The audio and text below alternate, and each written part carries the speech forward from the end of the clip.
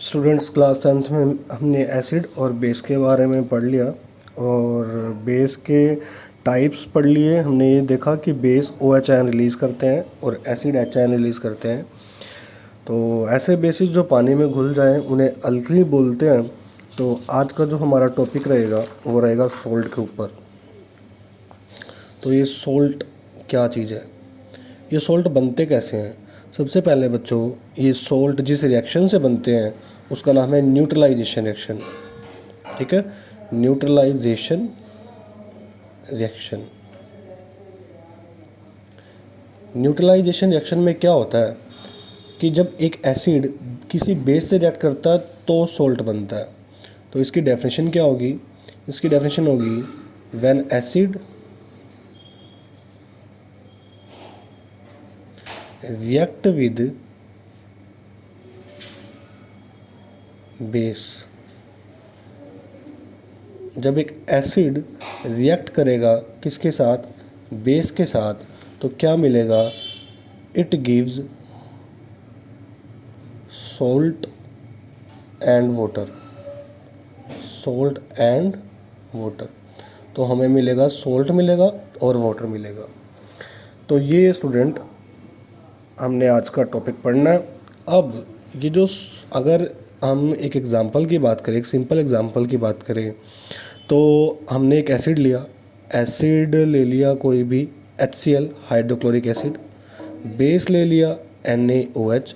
अब स्टूडेंट यहाँ पर एक बात सुनिएगा ध्यान से, ये जो HCl है, ये HCl एक स्ट्रॉन्ग एसिड है और NaOH एक स्ट्रॉन्ग बेस है। तो होता क्या यहाँ पर, तो यहाँ पर जो HCl है ये बच्चों एक स्ट्रॉन्ग एसिड है, तो मैंने इसके नीचे लिख दिया SA स्ट्रॉन्ग एसिड, और NaOH बच्चों क्या था, स्ट्रॉन्ग बेस। आपको अगर याद हो, स्ट्रॉन्ग एसिड जो था वो हाइड्रोक्लोरिक एसिड था और स्ट्रॉन्ग बेस जो था वो था सोडियम हाइड्रोक्साइड। जब ये आपस में रिएक्ट करेंगे तो आपको पता है एसिड H रिलीज़ करता है और बेस OH रिलीज़ करता है। बचा क्या यहाँ से, Na और Cl, तो बनेगा क्या, NaCl। और यहाँ से अगर H निकला, यहाँ से OH निकला, तो बच्चों बनेगा क्या, H पॉजिटिव। यहाँ से H पॉजिटिव रिलीज़ करेगा, ये OH नेगेटिव रिलीज़ करेगा, और H पॉजिटिव और OH नेगेटिव से क्या बनता है, H2O। जो बच्चों ये NaCl है ना, इस NaCl को क्या बोलते हैं, Na का नाम है यहाँ पर सोडियम और Cl है क्लोराइड, सोडियम क्लोराइड। बच्चों इसका नाम क्या है, सोडियम क्लोराइड, और इसका दूसरा नाम क्या है बच्चों, रॉक सोल्ट। इसे क्या बोलते हैं, रॉक सोल्ट। अच्छा स्टूडेंट, ये जो रॉक सोल्ट है कैसे बना है, ये स्ट्रॉन्ग एसिड और स्ट्रॉन्ग बेस से मिलकर बना है। कोई ऐसा एसिड, कोई ऐसा सोल्ट जो स्ट्रॉन्ग एसिड और स्ट्रॉन्ग बेस से मिलकर बनता है उसे बच्चों न्यूट्रल सोल्ट बोलते हैं। कौन सा सोल्ट बोलते हैं, न्यूट्रल सोल्ट। ये बच्चों बात याद रखना, तो ये एक न्यूट्रल सोल्ट है। तो ऐसे ही सोल्ट के भी टाइप होते हैं, एक एसिडिक सोल्ट होता है, एक बेसिक सोल्ट होता है और एक न्यूट्रल सोल्ट होता है। न्यूट्रल सोल्ट कैसे बनता है, या तो स्ट्रॉन्ग एसिड स्ट्रॉन्ग बेस से रिएक्ट करे या कोई वीक एसिड वीक बेस से रिएक्ट करे, तो तब बनता है न्यूट्रल सोल्ट। ठीक है स्टूडेंट। तो अब अगर मैं एसिडिक सोल्ट की बात करूँ, एक एग्जांपल और लेता हूँ, उसमें एसिडिक सोल्ट की बात करेंगे। तो एसिडिक सोल्ट कैसे बनेगा, दोनों में से कोई एक स्ट्रॉन्ग होना, मतलब एसिड स्ट्रॉन्ग होना चाहिए। देखो एक बार मैं यहाँ पर समझा देता हूँ तुम्हें कि अगर strong acid plus strong base हो या फिर weak acid plus weak base हो, इन दोनों केस में न्यूट्रल सोल्ट बनता है। कैसा सोल्ट बनता है, न्यूट्रल सोल्ट। लेकिन अगर हमारे पास स्ट्रॉन्ग एसिड हो और बेस हो वीक, जो स्ट्रॉन्ग है दोनों में, वो वैसा ही सोल्ट का नेचर होगा। तो अगर स्ट्रॉन्ग एसिड है तो सोल्ट कैसा होगा, एसिडिक सोल्ट। कैसा सोल्ट होगा, एसिडिक सोल्ट। ऐसे ही अगर स्ट्रॉन्ग बेस है और वीक एसिड है, दोनों में से स्ट्रॉन्ग कौन है, बेस है ना, तो जो सोल्ट है उसका नेचर कैसा होगा, बेसिक सोल्ट। कैसा सोल्ट होगा, बेसिक सोल्ट। तो यहाँ पर स्टूडेंट ये बात है। तो अब हम क्या करते हैं, एक स्ट्रॉन्ग एसिड ले लेते हैं। यहाँ पर जो स्ट्रॉन्ग एसिड है वो ले लिया हमने HCl दोबारा से, और एक वीक बेस लेना है बच्चों, तो वीक बेस हमने ले लिया अमोनियम हाइड्रोक्साइड। अमोनियम, NH4 को अमोनियम बोलते हैं, और OH हाइड्रोक्साइड। तो ये बच्चों स्ट्रॉन्ग एसिड है और ये है अमोनियम हाइड्रोक्साइड जो है आपका वीक बेस है। तो यहाँ से आपको पता है एसिड ने एच आयन रिलीज़ करना है, बेस ने ओ एच आयन रिलीज़ करना है। तो बचा क्या, एक NH4 और एक Cl, बनेगा क्या NH4Cl, NH4Cl और निकलेगा क्या H2O। ये जो NH4Cl है बच्चों, ये भी एक सोल्ट है। NH4 को बच्चों बोलते हैं अमोनियम और Cl है क्लोराइड। तो ये जो बच्चों सोल्ट है ना, इसका नेचर कैसा है, एसिडिक सोल्ट है। कैसा सोल्ट है, एसिडिक सोल्ट है। ये बच्चों याद रखना। अब स्टूडेंट एक बेसिक सोल्ट का एग्जांपल लेते हैं। तो हमने क्या किया, हमने ले लिया स्ट्रॉन्ग बेस NaOH। ये बेस कैसा है, स्ट्रॉन्ग बेस है।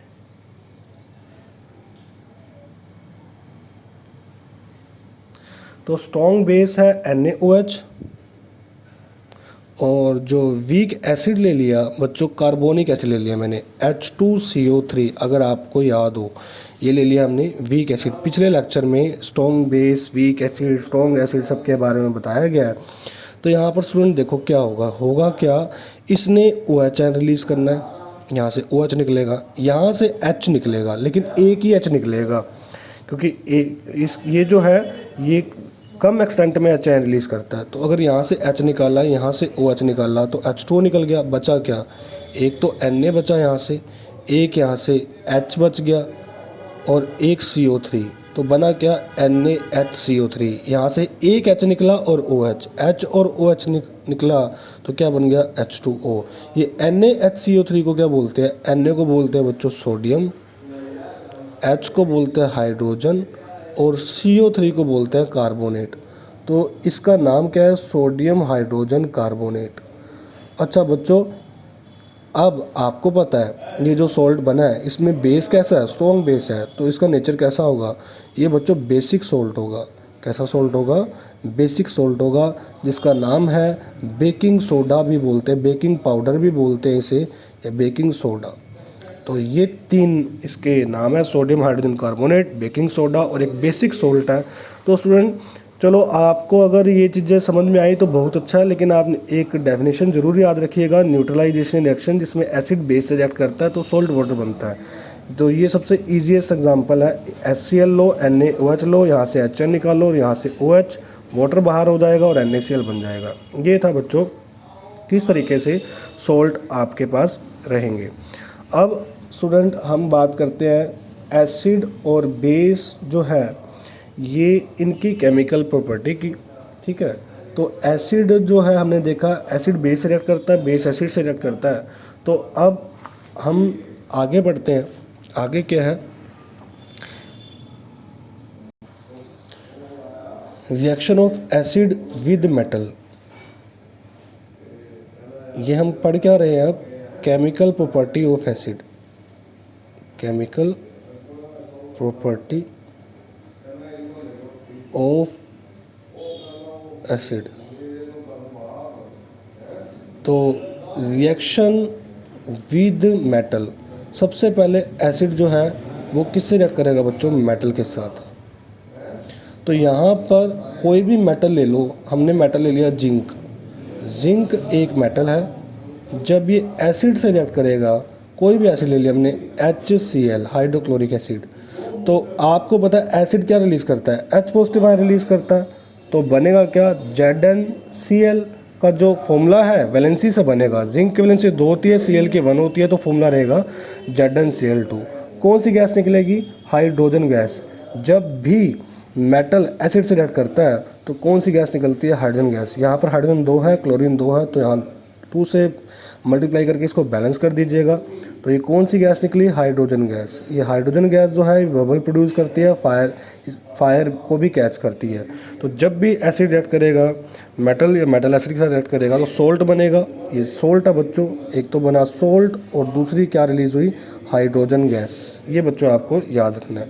अब नेक्स्ट जो है वो कौन सी केमिकल प्रॉपर्टी है कि रिएक्शन ऑफ एसिड,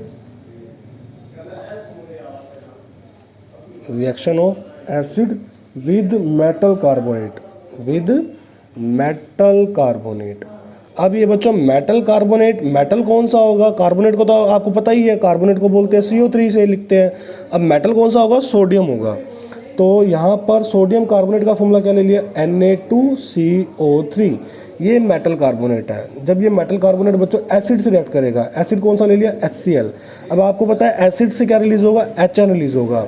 तो यहाँ पे बनेगा क्या क्या, जब कभी भी मेटल कार्बोनेट एसिड से रिएक्ट करता है सोल्ट बनता है, यहाँ से Na और यहाँ से Cl, तो NaCl सोल्ट बनेगा।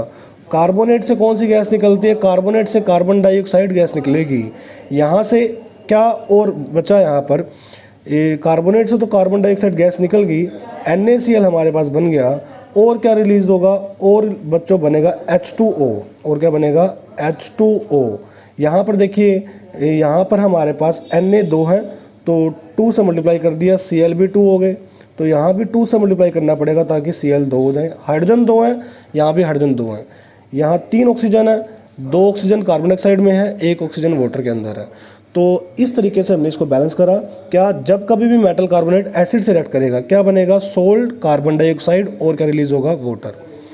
तो अब अगली अगर रिएक्शन देखें उसमें भी सेम ही है कि रिएक्शन ऑफ एसिड किसके साथ, विद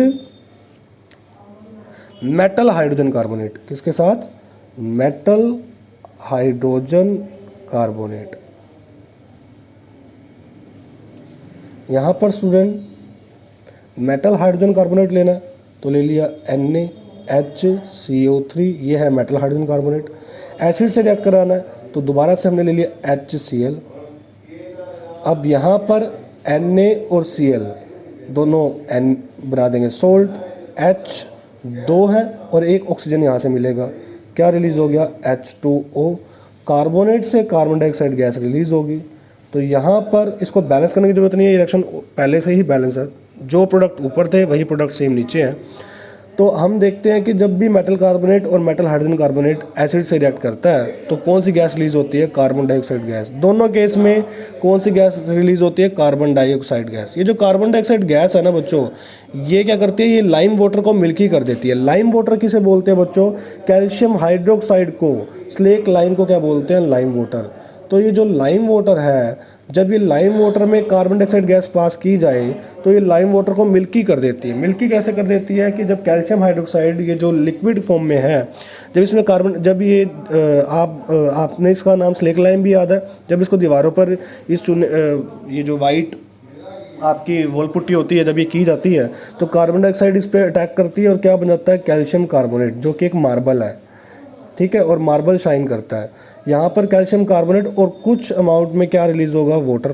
तो ये बच्चों याद रखना कि जो कार्बन डाइऑक्साइड गैस है ये लाइम वाटर को क्या कर देती है, मिल्की। मिल्की क्या, कैल्शियम कार्बोनेट जो है वो मार्बल जो है वो मिल्की कलर का हो जाता है, तो इस वजह से वाइट कलर का होता है, शाइन प्रोड्यूस करता है। तो कार्बन डाइऑक्साइड गैस जो है वो लाइम वाटर को क्या कर देती है, मिल्की। तो ये बच्चों आपको बात याद रखनी है यहाँ पर। तो स्टूडेंट यहाँ पर आपको ये बात रखनी है कि carbon dioxide gas turns lime water milky, ठीक है स्टूडेंट। लाइम वाटर किसे बोलते हैं, कैल्शियम हाइड्रोक्साइड को, मिल्की कैल्शियम कार्बोनेट बन गया। अच्छा स्टूडेंट, नेक्स्ट हम बात करते हैं केमिकल प्रॉपर्टी ऑफ बेस की, जिसमें हम एक ही रिएक्शन पढ़ेंगे सिर्फ, केमिकल प्रॉपर्टी ऑफ बेस। तो एनसीईआरटी के हिसाब से सिर्फ इसमें एक ही रिएक्शन दे रखी है आपकी कि जब बेस रिएक्ट करे मेटल के साथ तो ये एक ही रिएक्शन है, तो रिएक्शन विद मेटल। तो यहाँ पर बेस जो है आपका रिएक्ट करेगा मेटल के साथ, तो मेटल ले लिया जिंक, बेस ले लिया NaOH, तो बनेगा क्या बच्चों, ये सोल्ट बनेगा। और इस सोल्ट का नाम आपको याद रखना पड़ेगा, ये बेस भी यही लेना है, मेटल भी यही लेना है, Na2ZnO2। इसे बोलते क्या है, ये आपको क्रैमिंग करनी पड़ेगी इसकी, Na2ZnO2 बोलते क्या है, sodium zincate, ZnCate, sodium zincate. और कौन सी गैस रिलीज होगी इस केस में, हाइड्रोजन गैस रिलीज होगी। तो यहाँ पर Na2 है तो यहाँ 2 से मल्टीप्लाई कर दिया ताकि रिएक्शन क्या हो जाए, पूरी बैलेंस हो जाए। तो एनसीईआरटी के हिसाब से आपके एसिड की केमिकल प्रॉपर्टी में 3 रिएक्शंस थी, जो कि हमने एक रिएक्शन पीछे पढ़ी जब एसिड रिएक्ट करता था मेटल के साथ, और बेस की एक ही रिएक्शन है जो आके आपने यहाँ पर पढ़ ली। इसके बाद स्टूडेंट हम कुछ इंपॉर्टेंट टर्म्स के बारे में पढ़ेंगे। लेकिन वो नेक्स्ट लेक्चर में पढ़ेंगे, तो यहाँ तक आप इसको नोट डाउन कर लीजिएगा।